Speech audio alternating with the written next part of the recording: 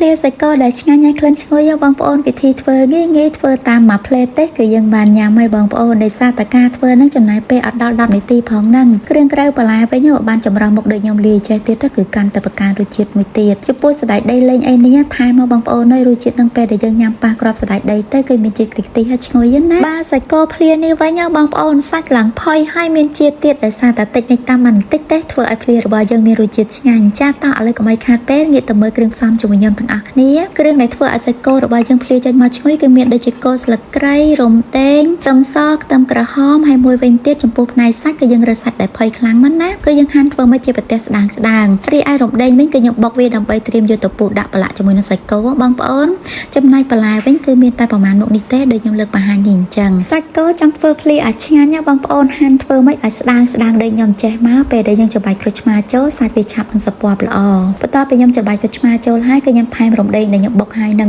ពូតយកទឹកវាគឺយើងពូតហើយយើងយកសាច់រំដេងនឹងមកបន្តិចដើម្បីច្របល់នឹងសាច់គោបងប្អូនធ្វើបែបនេះធ្វើឲ្យសាច់គោរបស់យើងភ្លាចេញមករសជាតិវាឈ្ងុយហើយអត់មានក្លិនគោទេបន្ទាប់ពីខ្ញុំច្របល់សាច់នេះចោះឡើងរួចហើយគឺខ្ញុំផ្អាប់វាទុកចោល10នាទីងាកមកលាយជាមួយនឹងទឹកត្រីវិញម្ដងទឹកត្រីស្ករត្នោតបើសិនយើងចង់ឲ្យទឹកត្រីរបស់យើងលាយចេញមកមានជាតិឆ្ងាញ់ណាបងប្អូនកុំភ្លេចប្រើជាមួយនឹងប៊ីចេងសញ្ញាផ្កាឈូកដោយសារតែប៊ីចេងសញ្ញាផ្កាឈូកនេះជាផលិតផលប៊ីចេងមានគុណភាពខ្ពស់ផលិតចេញពីរោងចក្រលេខ1របស់ប្រទេសចិននិងនាំចេញទូទាំងពិភពលោកផលិតចេញពីពុទ្ធធម្មជាតិ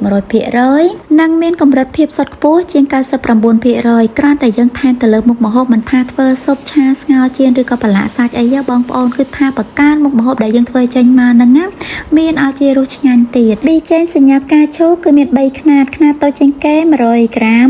250ក្រាមនិងខ្នាតដែលធំជាងគេគឺខ្នាត500ក្រាមចំពោះព័ត៌មានបន្ថែមបើសិនជាបងប្អូនចង់ជាវដុំហើយនឹងរៀបពីផលិតផលប៊ីចេងសញ្ញាផ្កាឈូកអាចចូលទៅកាន់គេហទំព័រ Facebook Page របស់ BPC Trading ឬក៏បងប្អូនអាចរកទិញបាននៅតាមទីផ្សារទូទាំងប្រទេសកម្ពុជាយើងហ្នឹងគឺមានដាក់តាំងលក់ឯណាចាឥឡូវបវាអារម្មណ៍បងប្អូនក៏លេចមកមើលសាច់គោរបស់ខ្ញុំបន្ទាប់ពីផ្អាប់ទុកចោល10នាទីហើយគឺសាច់វាក៏បានសពប់ដែរអញ្ចឹងហើយខ្ញុំចាប់ផ្ដើមពូតយកទឹកចេញយកសាច់មកលាយជាមួយនឹងគ្រឿងក្រៅដែលយើងលាយមិញហ្នឹងណារួចហើយចាប់បន្លែមកបុកបន្តិច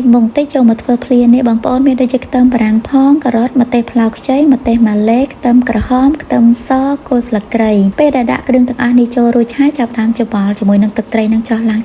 ទៅគឺប្រហែលជា3ទៅ4នាទីសាច់ក៏បានចូលជាតិហើយចាំយើងថែមជាមួយនឹងជីនឹងចូលតាមក្រោយទៀតចំពោះជីវិញគឺខ្ញុំមាន2មុខបងប្អូនដែលលាយជាមួយនឹងត្រូវភ្លាគឺដូចជាជីពណ៌ត្រីនិងជីអង្កាមរីឯសណ្តែកដីលីងនេះវិញបើសិនជាបងប្អូនខ្លះក៏អត់ចូលចិត្តទេអាចអត់ដាក់ក៏បានដែរតាមការចូលចិត្តណានៅពេលដែលបន្លែយើងដាក់ច្របល់ជាមួយនឹងសាច់បងប្អូនបើចាំប្រើកម្លាំងដៃនឹងច្របល់វាឲ្យខ្លាំងទេដោយសារតែបន្លែគឺហាន់ជាសរសៃតូចៗអញ្ចឹងគឺវាឆាប់នឹងចូលជាតិណាបើសិនជាយើងប្រើកម្លាំងដៃខ្លាំងណាធ្វើឲ្យបន្លែនេះវាទៅជាសពពទុនគឺញ៉ាំអត់ឆ្ងាញ់ទេណាអញ្ចឹងហើយយើងប្រើកម្លាំងដៃស្រាលក៏វាឆ្ងាញ់ដែរ